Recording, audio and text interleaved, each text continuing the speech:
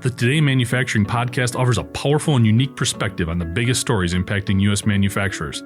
Anna Wells, David Manty, and Jeff Ranke apply their experience as editors of industry-leading brands Manufacturing.net and Industrial Equipment News in providing in-depth analysis of the latest headlines. Their insight, along with a mix of humor and human interest, makes Today in Manufacturing a go-to source. Keep pace with supply chain challenges, electric vehicle developments, labor struggles, robotics, and more by listening, downloading, and subscribing to the Today in Manufacturing podcast.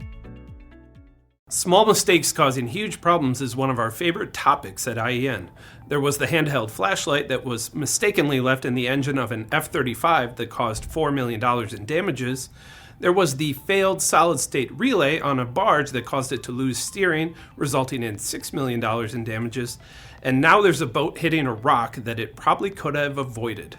A tugboat and barge, operating together as an articulated tug and barge, last year ran aground near Marmot Bay off the coast of Alaska. More specifically, the ATB hit a submerged rock while approaching the entrance to a cove, causing about $1.4 million in damages to the barge.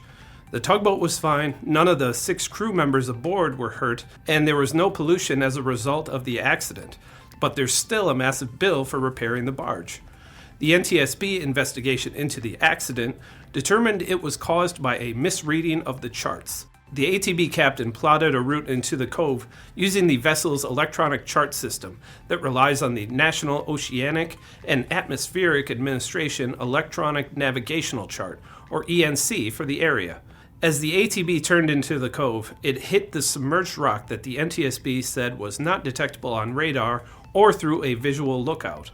However, the rock was charted on the ENC, and the captain failed to notice the asterisk marking its location. The original report also said the captain was not using all available navigational resources, including the Coast Pilot and the grounding avoidance features of the ECS, when he planned the route. The report said, quote, "Owners and operators should ensure their crews are sufficiently trained in the use of their electronic chart system and understand how to use the different functionalities of the ECS.